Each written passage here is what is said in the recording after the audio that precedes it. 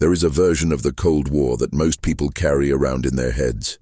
It involves two superpowers glaring at each other across an ideological divide, each armed to the point of absurdity, each unwilling to fire the first shot because they understood that firing the first shot was the same as ending the world.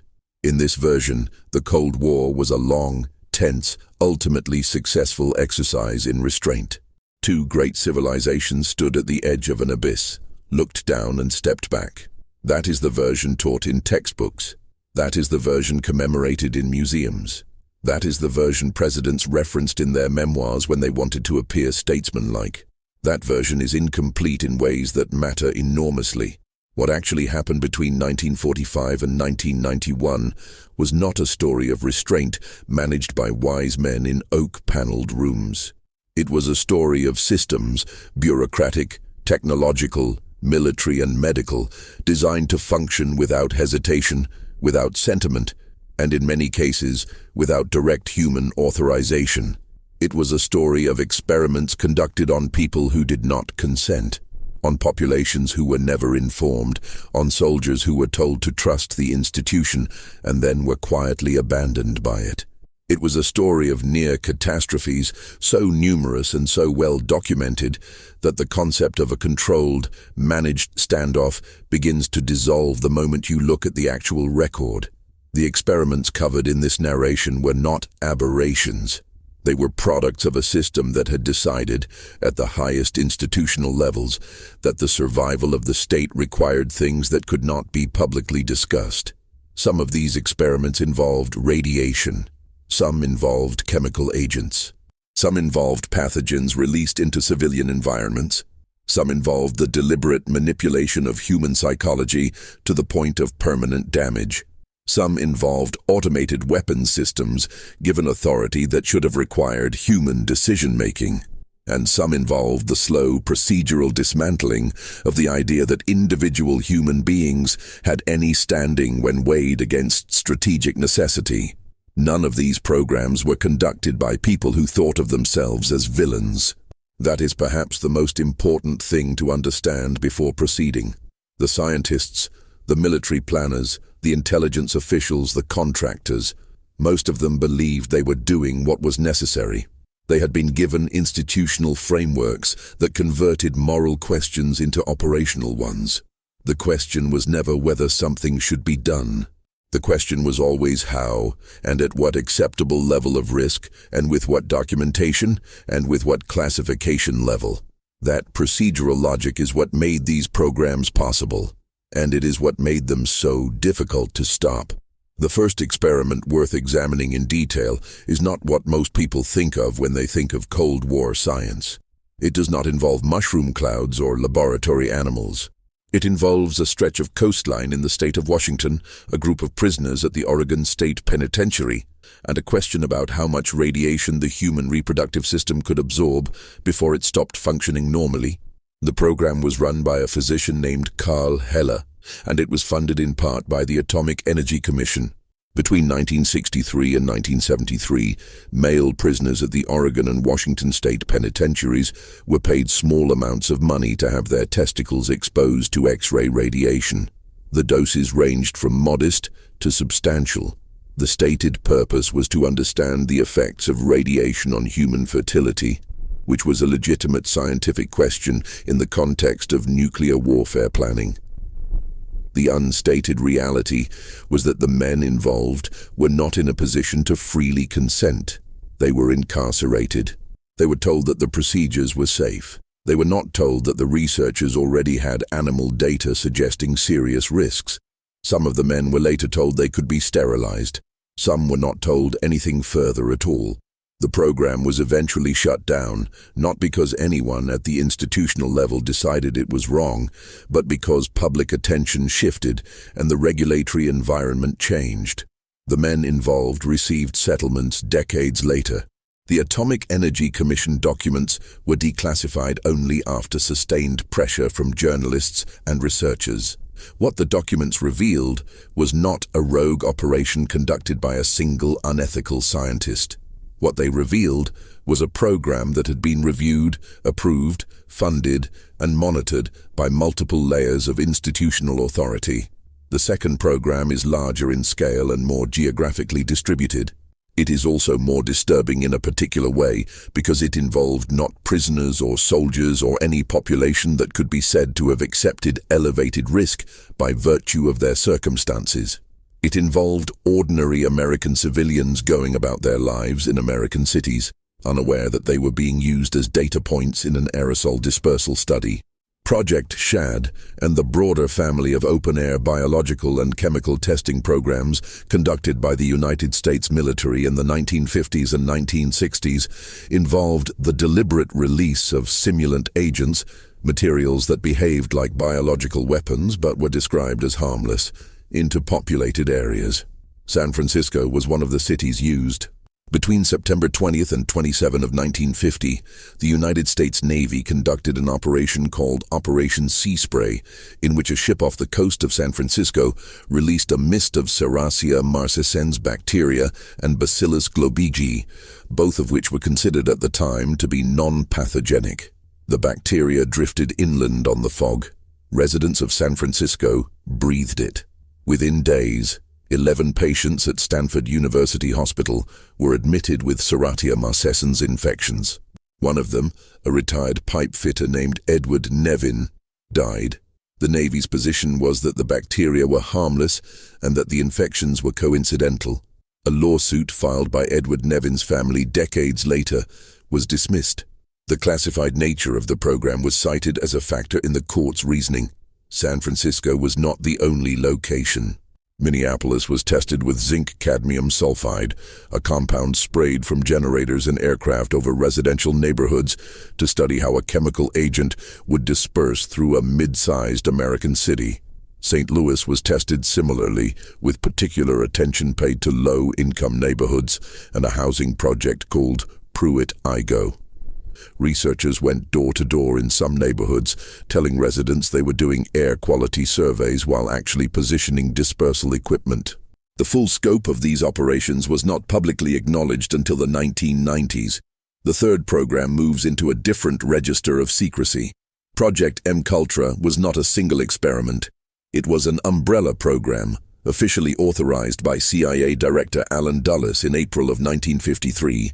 That encompassed at minimum 150 sub-projects conducted across universities, hospitals, prisons, and CIA safe houses in the United States and Canada. The stated goal was the development of techniques for controlling human behavior, for extracting information, for implanting false memories, for breaking down individual identity and reconstructing it in a form useful to intelligence operations. The methods used included LSD administered without consent, prolonged sensory deprivation, electroconvulsive therapy given at dosages far beyond established medical practice, hypnosis, sleep deprivation measured in weeks rather than days, and the combination of multiple stressors in controlled sequences designed to produce psychological collapse. The Canadian dimension of this program is particularly significant and particularly under-examined. Dr.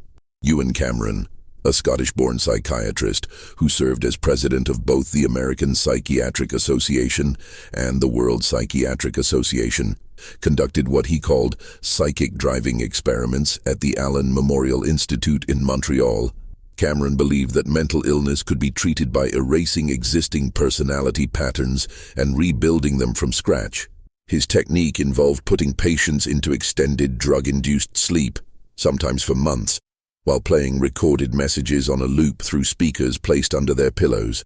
Patients arrived at the Allen Memorial Institute seeking treatment for depression, anxiety, and in some cases relatively minor psychological complaints. They left, if they left at all in a functional sense, with destroyed memories, lost years, and in many cases permanent cognitive damage. Some forgot their own children, some forgot language. Cameron received CIA funding through a front organization called the Society for the Investigation of Human Ecology. He never told his patients what he was doing to them. MKUltra was ordered destroyed in 1973 when CIA Director Richard Helms authorized the shredding of documents in anticipation of congressional scrutiny. The shredding, was incomplete. A batch of financial records was found in 1977 in a storage facility in Warrenton, Virginia, and those records formed the basis of the Senate Church Committee hearings. What survived was fragmentary. What was destroyed can only be inferred from the fragments that remain. The fourth area requires attention to a distinction that matters: the difference between experiments conducted on individuals and experiments conducted on entire military units. Operation Whitecoat, which ran from 1954 to 1973, was a program in which Seventh-day Adventist conscientious objectors volunteered to be infected with biological agents at Fort Detrick, Maryland. The volunteers were told what they were participating in, and their religious convictions meant that they were willing to accept personal risk in service of what they were told was a defensive research mission. By the standards of the time, and measured against many other programs of the era, Operation Whitecoat was relatively ethical in its design. The Adventist volunteers were not deceived. They were exposed to Q fever, tularemia, Venezuelan equine encephalitis, Rift Valley fever, and other agents, monitored carefully and treated when they became ill. None of them died in the program. The contrast with what was done to regular military personnel is stark. Throughout the 1950s, thousands of American soldiers were ordered to participate in nuclear weapons tests without being told the nature or magnitude of the risks involved. Operation Upshot Knothole in 1953 involved detonating nuclear devices at the Nevada test site, while Army infantry units were positioned in trenches a few miles from Ground Zero. After the detonations, the soldiers were ordered to advance toward the blast sites as part of exercises designed to test whether conventional military operations could be conducted in a post-nuclear environment. The men were not given dosimeters that accurately recorded their exposures. They were told the tests were safe. Some of them developed cancers in the following decades. The government's position for many years was that a causal link could not be established. Operation Plumbob, conducted in 1957, was larger.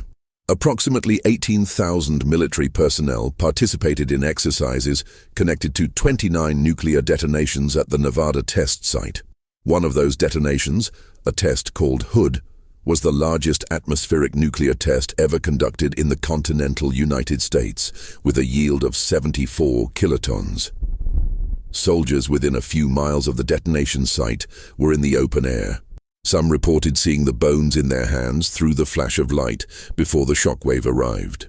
The fifth area involves a technology that was new enough in the 1950s and 1960s that the institutions managing it had not yet developed consistent frameworks for thinking about its risks.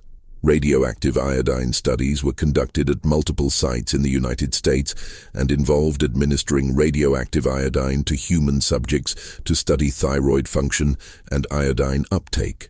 Some of these studies were conducted at the Fernald State School in Massachusetts, an institution for children with developmental disabilities. Between 1946 and 1953, researchers from MIT and Harvard fed radioactive tracers to boys at Fernald as part of nutritional studies. The boys were told they were joining a science club. Their parents were told in vague letters that the children were participating in nutritional research. The word radioactive did not appear in the consent documents. Similar studies were conducted at the Wrentham State School and at the University of Cincinnati, where Dr. Eugene Sanger exposed cancer patients, most of them poor and black, to whole-body radiation doses far in excess of any therapeutic purpose, as part of a program funded by the Department of Defense to study the effects of radiation on combat performance. Sanger's patients were told they were being treated for cancer. They were actually being used to generate data on how quickly radiation exposure would incapacitate soldiers in a nuclear environment. The sixth area concerns what might be described as the geographic experiments, programs that treated entire territories as test environments. The Marshall Islands, a chain of atolls in the Pacific, were the site of 67 nuclear weapons tests between 1946 and 1958. The Marshallese people were relocated before some of these tests and told that they were being moved temporarily for the good of mankind, a phrase actually used by Commodore Ben Wyatt when he addressed the residents of Bikini Atoll in 1946. They were not moved before all of the tests. Bravo, the largest American nuclear test ever conducted, detonated on March 1, 1954, at Bikini Atoll with a yield of 15 megatons, more than twice what had been predicted. The fallout drifted east and north, covering inhabited atolls including Rongelap and Utrik. Rongelap residents reported a white powder falling like snow. Children played in it. Within hours, people were experiencing radiation sickness. The residents of Rongelap were not evacuated for 2 days. What followed is documented in classified reports that were partially declassified in the 1990s. Project 4. A study of the Marshallese exposed to Bravo fallout, monitored the health of the affected population over decades. The study has been described by subsequent researchers as having treated the exposure as an opportunity rather than solely as a humanitarian crisis. The Marshallese developed elevated rates of thyroid cancer, leukemia, and other radiation-associated conditions. Some atolls remain contaminated today. The seventh area involves a program so obscure that it does not appear in most histories of Cold War science. Yet it operated for over a decade and involved a technology with obvious implications for mass casualty events. The Special Operations Division at Fort Detrick, which was distinct from the broader biological weapons program and reported through different chains of command, conducted experiments in the 1950s and early 1960s on the aerosolization and delivery of biological agents in civilian environments. Some of these experiments used the New York City subway system as a test environment. In 1966, researchers dropped light bulbs filled with Bacillus subtilis var.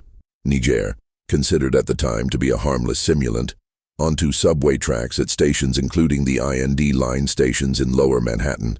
The bacteria spread through the tunnel system in patterns that the researchers documented carefully. The goal was to understand how quickly and how thoroughly a biological agent released in a subway system would disperse through a major urban population. The results were classified. New York City residents were not informed. A similar experiment was conducted on the Chicago elevated train system and on the Greyhound bus terminal in Washington, D.C. The program was not publicly acknowledged until a 1977 Senate hearing. The Army's position was that the simulants used were harmless. Independent researchers have subsequently noted that Bacillus subtilis can cause infections in immunocompromised individuals, and that the determination of harmlessness was based on assumptions about the health of the general population that were not tested. The eighth area is one that operates at the intersection of psychology and pharmacology, and involves a word that appears in many Cold War documents, but is rarely examined in its full institutional context: interrogation. The CIA's interest in pharmacological interrogation aids predated MKultra and continued after it was formally terminated. The search for a reliable truth serum, a compound that would reliably lower psychological defenses and produce accurate, actionable intelligence, drove research into barbiturates, amphetamines, mescaline, heroin, scopolamine, and LSD. None of these compounds functioned as truth serums in any reliable sense. What they produced was not reliable truth, but rather suggestible confusion, which was useful for different purposes. A subject under the influence of sodium pentothal or a barbiturate cocktail would say things, many things, and the challenge for the interviewer was determining which of those things corresponded to actual memory and which were confabulation. The institutional response to this problem was not to abandon pharmacological interrogation, but to develop more sophisticated protocols for managing the unreliability of the output. Artichoke, the predecessor to MKultra, conducted experiments on prisoners, mental patients, and foreign nationals in locations including Germany, Japan, and various sites in the United States. The documentation from Artichoke is thinner than the MKultra documentation, partly because Artichoke was more tightly compartmentalized and partly because the destruction of records was more thorough. What survives suggests a program that was explicitly interested in whether it was possible to program a human being to carry out an act and then have no memory of having done so. the concept referred to in internal documents as the creation of a Manchurian candidate, though that phrase comes from the novel published in 1959 and not from any official document. The ninth area involves a different kind of experiment, one conducted not on human bodies, but on human decision-making, and specifically on the decision-making of the men responsible for nuclear weapons. Throughout the 1960s and 1970s, the RAND Corporation and various defense contractors conducted studies and war games designed to model the decision-making process in a nuclear crisis. What these studies consistently found was troubling in a way that the institutions involved were not well positioned to act on. The decision-making processes in a genuine nuclear crisis would be subject to time pressure, communication failures, ambiguous information, and cognitive stress severe enough to significantly degrade the quality of judgment. The simulation showed that under realistic crisis conditions, the probability of catastrophic error was not negligible. The institutional response to this finding was not to redesign the decision-making architecture, but to develop systems that reduce the role of human decision-making, automated response protocols, pre-delegated authority, and dead-man switches designed to guarantee retaliation even if all human decision-makers had been killed. This is the paradox at the center of nuclear weapons management.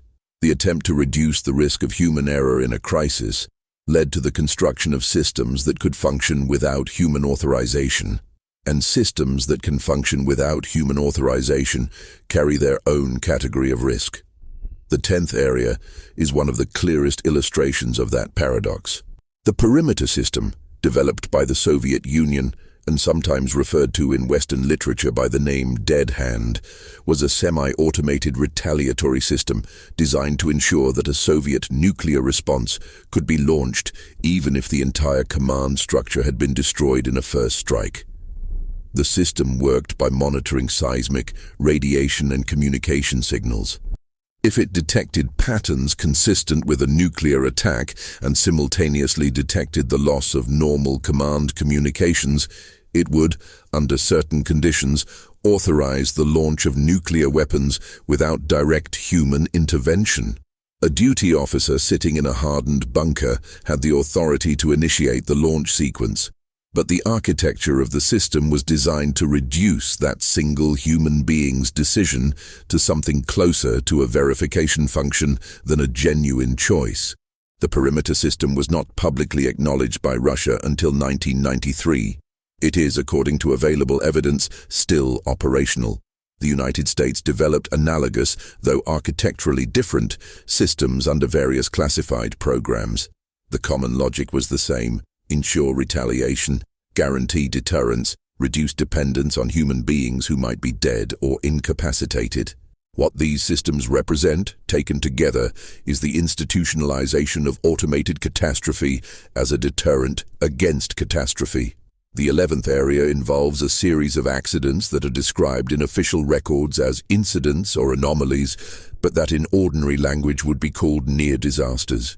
The Broken Arrow program, the military term for accidents involving nuclear weapons, has a documented history that includes at minimum 32 acknowledged events, and the actual number is believed by researchers to be higher.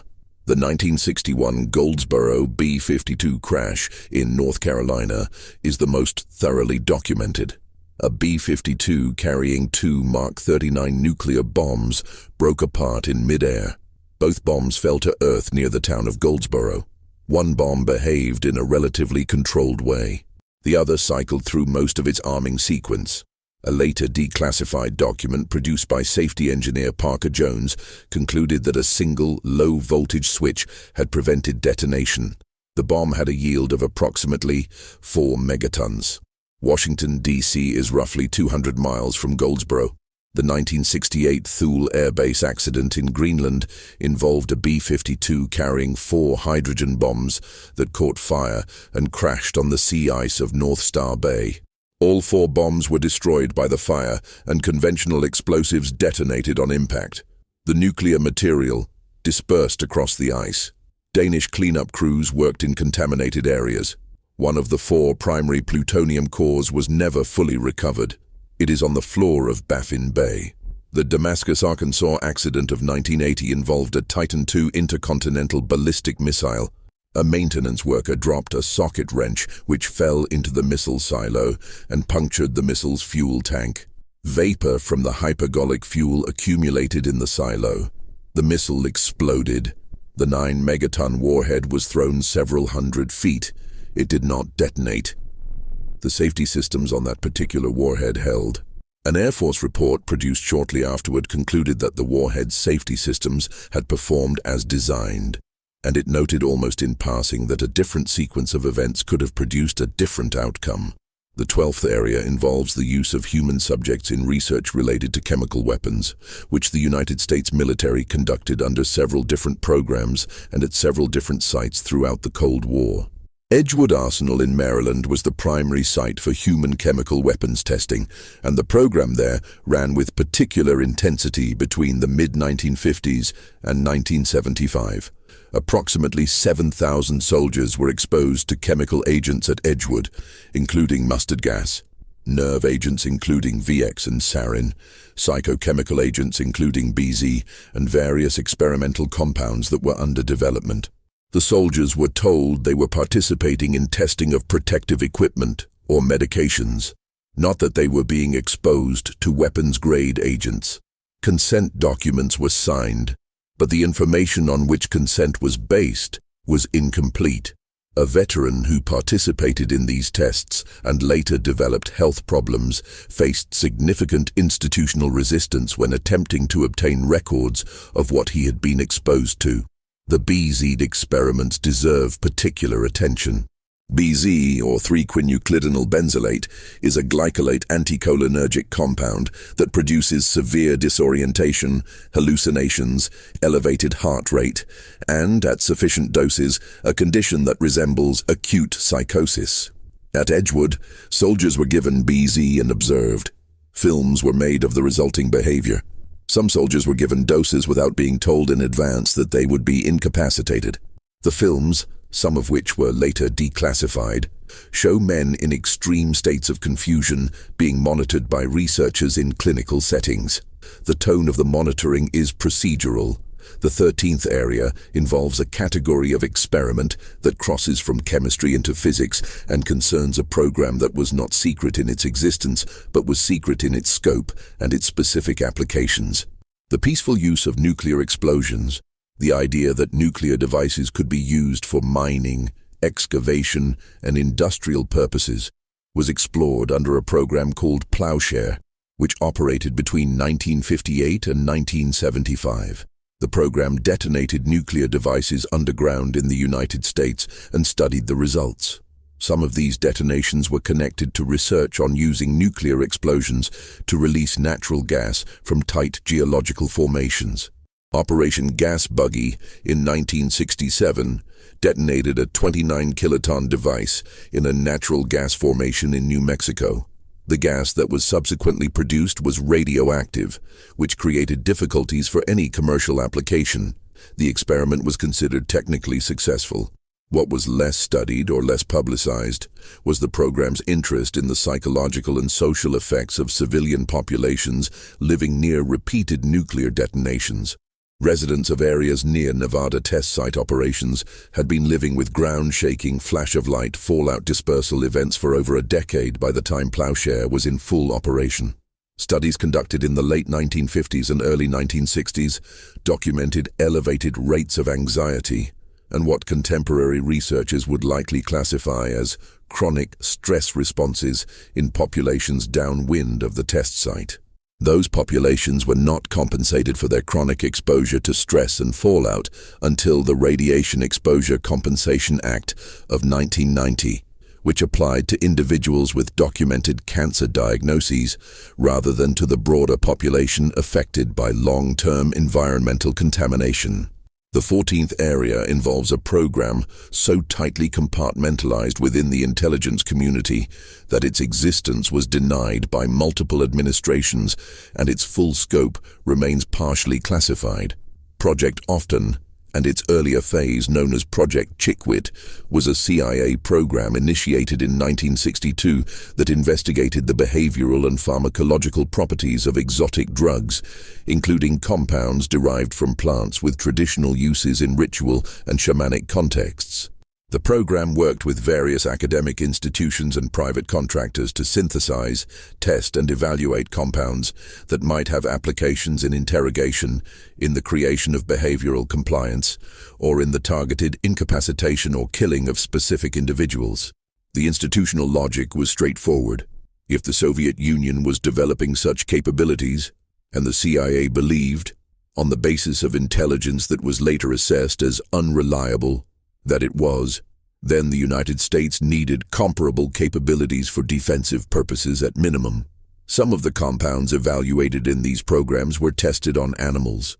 Some were tested on human volunteers. Some were tested on individuals who were not volunteers, in circumstances that are documented only in fragmentary records.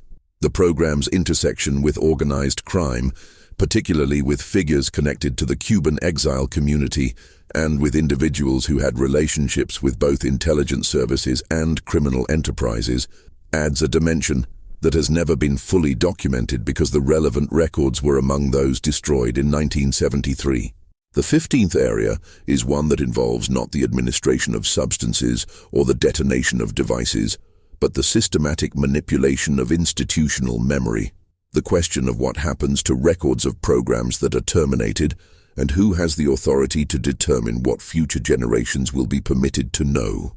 Between 1973 and 1977, following the Watergate investigations and the Church Committee hearings, multiple intelligence agencies conducted reviews of their record holdings and determined which documents would be retained, which would be destroyed, and which would be transferred to the National Archives under restricted access conditions.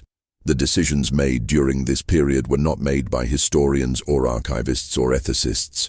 They were made by the same institutions that had conducted the programs being reviewed. The result was a record that is, by design, incomplete.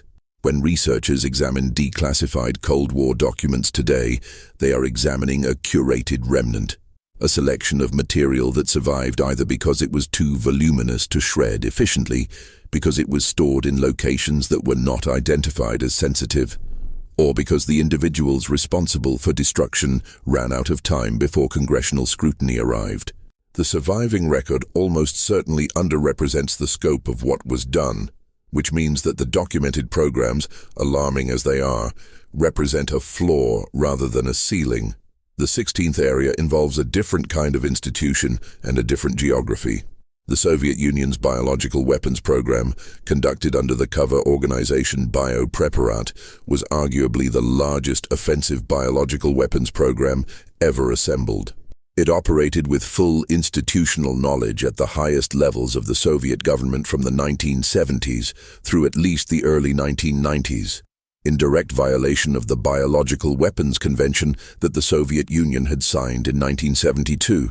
The program employed at its peak approximately 60,000 scientists, engineers, and support personnel across more than 40 facilities. It developed and produced weapons-grade versions of smallpox, plague, anthrax, Ebola, Marburg, and multiple other pathogens. It also developed novel pathogens through genetic engineering, combining features of different disease agents to create organisms for which no natural immunity or treatment existed. Ken Alibek, who served as first deputy director of Biopreparat before defecting to the United States in 1992, provided the most detailed account of the program in public testimony and in his book, Biohazard. His account describes not just the scale of the program, but its internal culture. The way in which the scientists involved compartmentalized their understanding of what they were doing. The way in which the institutional framework of Soviet military secrecy made it possible for highly educated, genuinely skilled researchers to spend their careers developing tools for mass killing without confronting that reality directly. The experiments conducted within Biopreparat included not just the development and testing of pathogens in animal populations, but human exposure studies at facilities that are still not fully documented. The Soviet Union also conducted what appear to have been field tests of biological agents. The 1979 anthrax outbreak in Sverdlovsk, which killed at minimum 66 people and possibly several times that number, resulted from an accidental release at a biopreparat facility, Compound 19. The Soviet government maintained for over a decade that the outbreak was caused by contaminated meat. Boris Yeltsin acknowledged the military origin of the outbreak in 1992. The 17th area is the one that comes closest to ending the story before it reaches its conclusion. The series of events in 1983 that brought the world to what several subsequent analyses have described as the closest point to nuclear war since the Cuban Missile Crisis of 1962, and which almost no one outside of classified intelligence circles knew about at the time. The year 1983 was one of unusual institutional tension. The Reagan administration had adopted a more confrontational posture toward the Soviet Union. NATO was conducting an exercise called Able Archer 83 that was designed to simulate the transition from conventional to nuclear conflict. The Soviet leadership, already operating under considerable stress following the September 1983 shoot-down of Korean Airlines Flight 007, genuinely believed that Able Archer might be cover for a real first strike. Soviet intelligence assets in Western Europe were tasked with monitoring for preparatory indicators: increased message traffic, changes in base lighting, fuel deliveries to airfields. On September 26, 1983, before Able Archer, but within the same period of elevated tension, a Soviet early warning satellite designated OKO reported that the United States had launched 5 intercontinental ballistic missiles. The duty officer at the Serpukhov 15 bunker that night was a lieutenant colonel named Stanislav Petrov. Protocol required him to report the alert up the chain of command as a genuine attack. He did not. He assessed, on the basis of reasoning that he later described as partly intuitive, that a genuine American first strike would involve hundreds of missiles, not 5, that the alert was a false alarm. He reported it as a satellite malfunction. It was, in fact, a satellite malfunction. The OKO system had been fooled by sunlight reflecting off clouds at a particular angle. Petrov's decision not to follow protocol prevented the Soviet military command from receiving an alert that might have triggered a retaliatory response. He was neither formally commended nor formally punished. He was transferred to a less sensitive post. He received a reprimand for having filled out his duty log improperly during the incident. Having been occupied with other considerations, he had not maintained the documentation in the required form. During Able Archer 83 itself, Soviet intelligence services raised their assessment of the probability of imminent nuclear attack to a level that has since been declassified from a British intelligence report as unprecedented. Soviet nuclear forces in East Germany and Poland were placed on higher alert. The exercise concluded without incident not because anyone on either side made a wise decision, but because the exercise ended on schedule. The 18th area is the one that encompasses all the others. The administrative, institutional, and bureaucratic architecture that made all of these programs possible and that continued to operate in modified forms after the programs themselves were terminated. The consent frameworks developed during the Cold War to authorize human experimentation without genuine informed consent were not dismantled when the Cold War ended. The classification systems developed to protect these programs from public scrutiny remained in place. The institutional cultures that treated human beings as acceptable inputs into strategic calculations, cultures that existed within the military, within the intelligence community, within research institutions that received government funding, did not dissolve when the Berlin Wall came down. The National Commission for the Protection of Human Subjects of Biomedical and Behavioral Research, established in 1974, produced the Belmont Report in 1979, which articulated principles of respect for persons, beneficence, and justice in human research. The Belmont Principles were incorporated into what became known as the Common Rule, a set of federal regulations governing human subjects research. These regulations represented genuine progress. They also represented, in a sense, the minimum institutional acknowledgement required in response to documented abuses, not a reckoning with those abuses, but a procedural response to them. The Advisory Committee on Human Radiation Experiments, established by President Clinton in 1994, reviewed thousands of classified documents and produced a report in 1995 that remains one of the most comprehensive official assessments of Cold War human experimentation. The committee found that some experiments had been conducted without informed consent, that some subjects had been deliberately misled, and that the regulatory frameworks in place at the time had been insufficient to prevent these abuses. The report recommended compensation for some surviving subjects and their families, and called for greater transparency in government research programs. The compensation that followed was limited. The transparency that followed was partial. The specific mechanisms, the interagency classification review boards, the pre-publication review requirements, the national security exemptions built into Freedom of Information Act jurisprudence that had made these programs possible, remained largely intact. The Soviet Union formally dissolved on December 25, 1991. The Cold War ended not with a war, but with an implosion, economic, political, institutional. On one side, the weapons systems remained. The early warning satellites remained. The submarines with their sealed launch orders remained on patrol. The automated response architectures on both sides remained in place, responsive to the same triggers they had been designed to respond to, maintained by institutions that had not been dissolved or reformed, but merely defunded in some cases and reorganized in others. The knowledge accumulated in programs like Biopreparat did not disappear. It dispersed, following the scientists who had produced it into a post-Soviet landscape of uncertain institutional affiliation. The men who had participated in nuclear weapons tests and developed cancers in the 1970s and 1980s were still, in many cases, appealing to government agencies for recognition of their claims when those agencies ceased to be defined as Soviet or American and became merely bureaucratic. The classification systems that had sealed documents about their exposures continued to operate under their own momentum. The experiments that are documented in this narration represent the recoverable portion of a record that was partially destroyed, partially sealed, and partially obscured by the passage of time and the deaths of participants.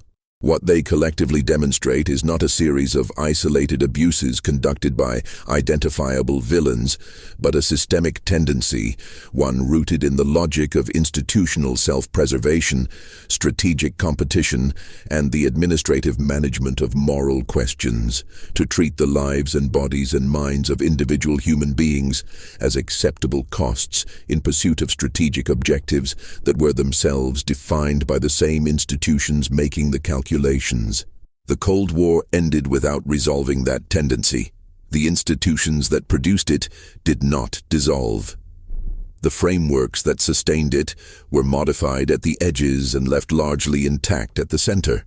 The systems designed to function without human judgment remained on alert. The archives that might fully document what was done remained partially sealed. And the populations that had been used, in Nevada, in the Marshall Islands, in Montreal, in San Francisco, in Rongelap, in Sverdlovsk, in the subway tunnels under New York City, continued to carry in their bodies the evidence of decisions that had been made for them, about them, without their knowledge, in the name of a conflict that the institutions managing it had decided was too important to be constrained by ordinary considerations of human welfare. The Cold War is described as having ended in 1991. The systems it built are still running,